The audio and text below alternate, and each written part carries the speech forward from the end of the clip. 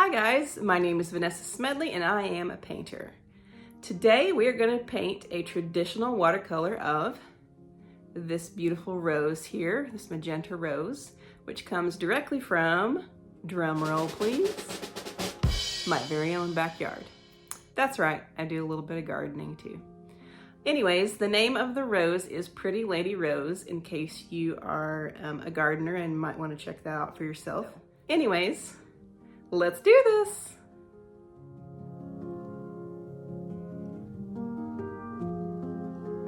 Today for paper, we have Baohong Artist's Quality Paper. That is their professional grade.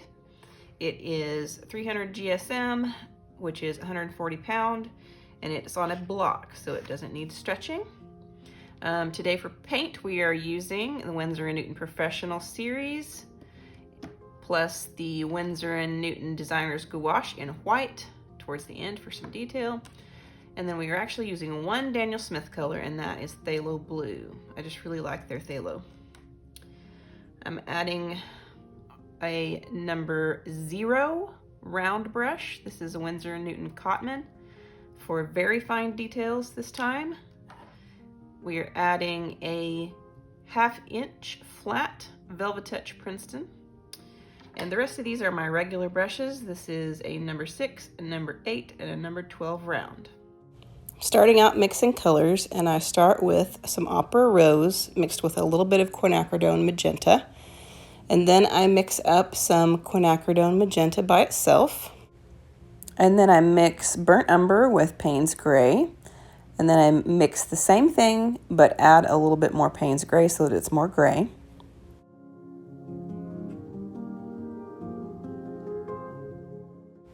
And then I mix Pthalo Blue with Lemon Yellow. And then I add a little bit of Alizarin Crimson to gray that down a little bit. And then I mix the same thing again, but add a little bit more blue in order to make it a bluer mix. And then I add in a little bit of Burnt Umber as well as the Alizarin.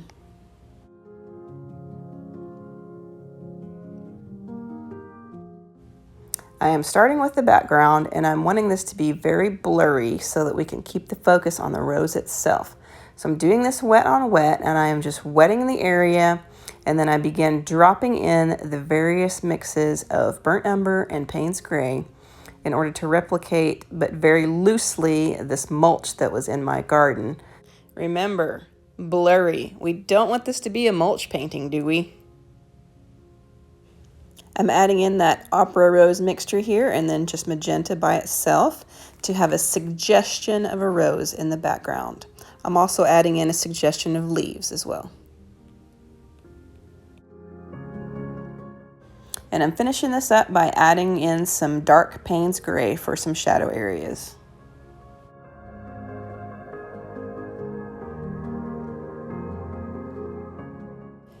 I am starting out here with my lighter mix of green, and I'm just going in between the leaves and filling in the background area. I'm also going to come back in with the darker mix and add some more detail as it goes along.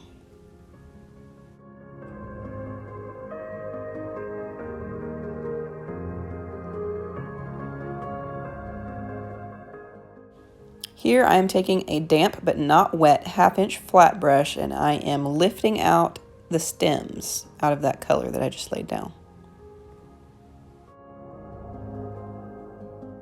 Also adding a little bit of the brown mixtures to make some variation in that area.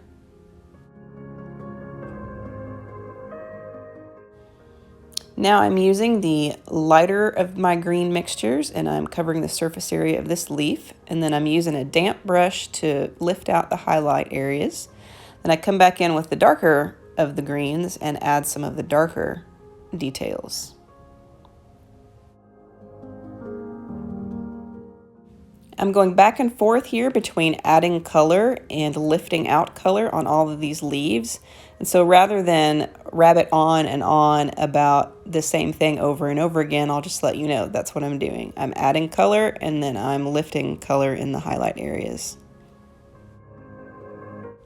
So since I just used a Britishism in saying rabbiting on, that means just going on and on and on forever, I will go ahead and use this opportunity to tell you I may end up using a lot of British slang. I'm not British, I never have been, obviously, but I watch a ton and a half of British TV and entertainment, so I pick up a lot of that stuff, sometimes to the point where I don't even realize I'm doing it. So far you've been lucky in the fact, though, that I have not flipped into my horrible fake British accent that I use at home all the time, so count yourself lucky for that.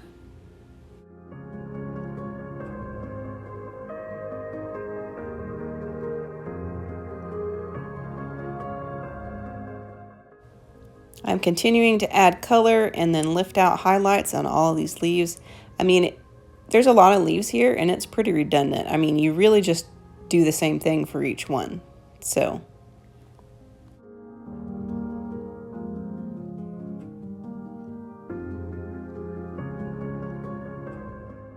I added a little bit of extra lemon yellow in the green mixture on this bud.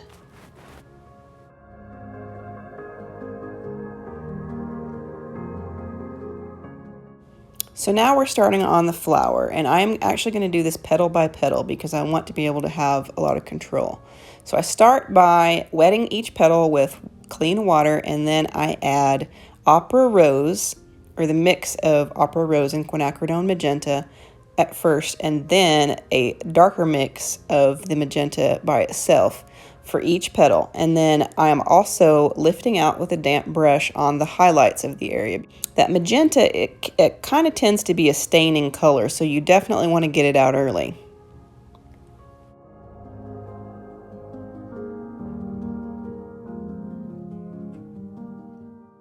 You'll kind of notice that I'm also actually jumping around the flower and doing petals in different areas, and that is really just to keep each petal from bleeding into the other one, so I can keep the definition.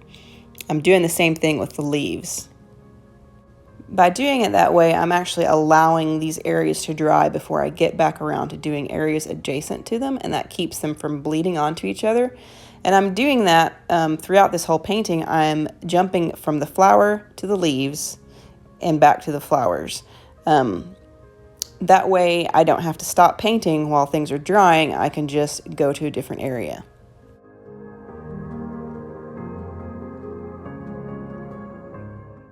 I have gone back and mixed up a darker and thicker consistency of all of my mixes here, and I am now adding that into the background here for the contrast. The contrast is what's going to give this definition, and it's going to keep these leaves from being all just one big green mass.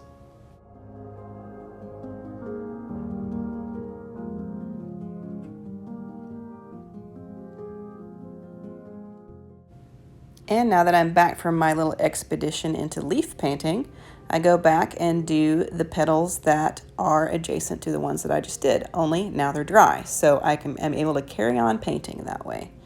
So here I'm doing the same thing that I did before, and I'm starting with the Opera Rose mix, and then I'm adding in some of the Quinacridone Magenta in the darker areas, and then lifting the highlights of the petals. I think maybe for the rest of these petals, I'll just let you listen to some nice soothing music.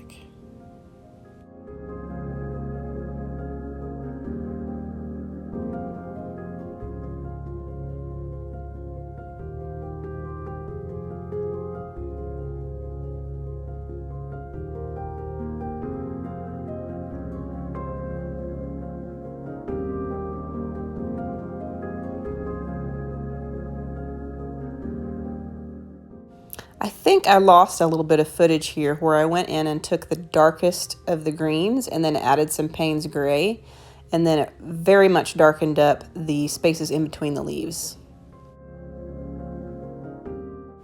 But basically I've gone back and mixed a more saturated version of all of these greens, and I am darkening them up and adding detail.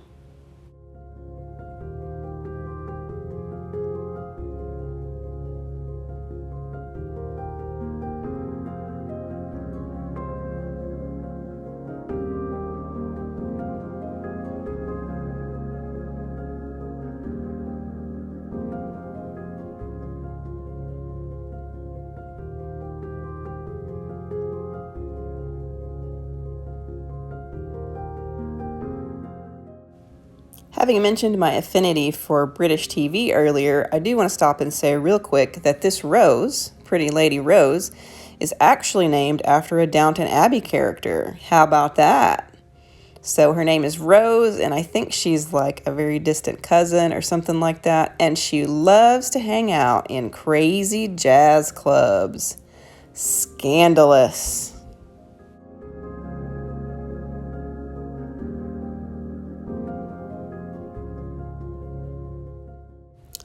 This rose is also a hybrid tea rose, which is considered your quintessential long-stemmed rose. Just a little tidbit there.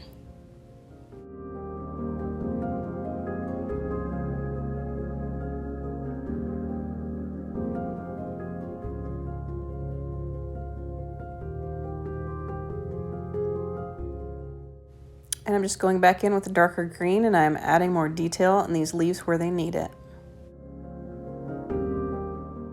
I'm just adding a weak glaze of Paynes Grey right here.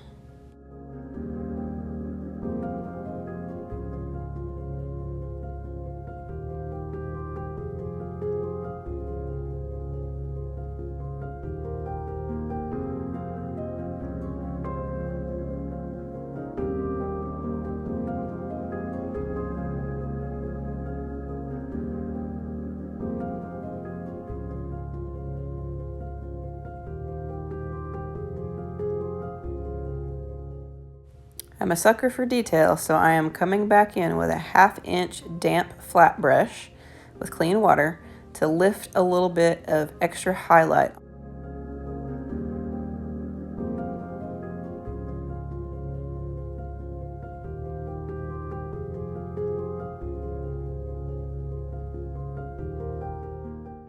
All right, y'all, so we have a base coat done on this rose, but we are going to come back in and we are going to amp it up. We're going to intensify this color with darker, more intense mixes of my previous mixes before, of the Opera Rose and the Quin Magenta, and we're just going to intensify this until it explodes off the page.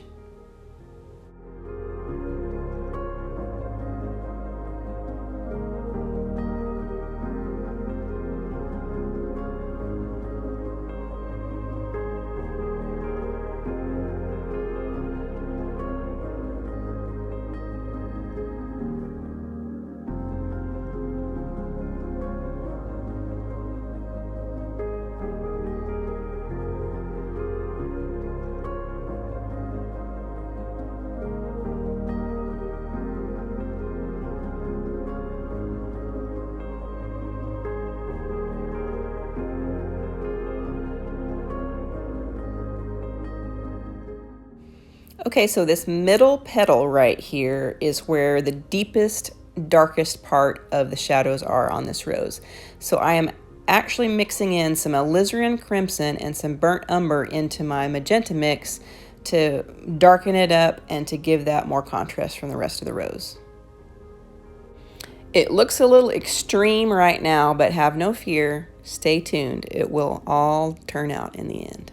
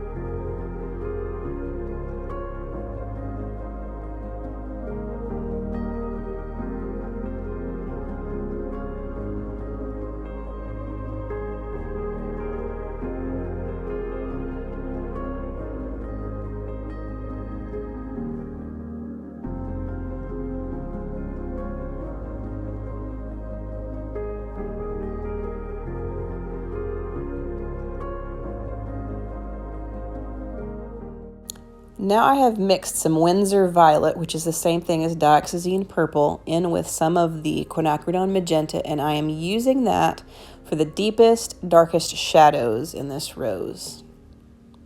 This color is what's really going to give this rose some depth and create a three-dimensional type of atmosphere here. It's what I'm using for the shadows that the petals cast on each other, basically. You can see that as I'm adding these deepest shadows, it's really starting to cause this rose to just pop off the page.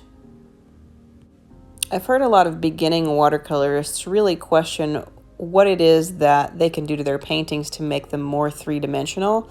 And it really is just down to making your shadows uncomfortably dark. At least that's what I find. Just make it darker than you ever thought you might want to make it. And that is what will make a painting become 3D. You've got to have the contrast between the darks and the lights in order for it to have any kind of dimensional form.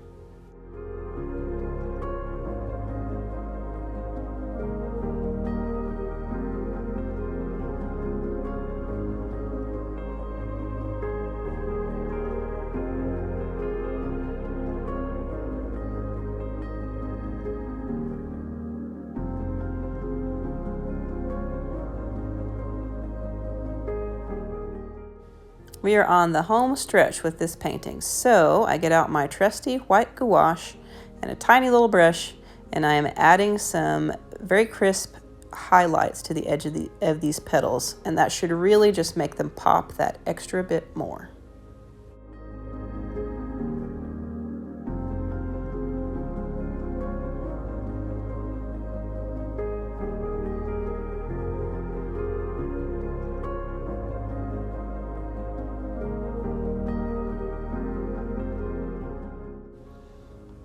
And here's what it looks like dried and signed and all the tape removed.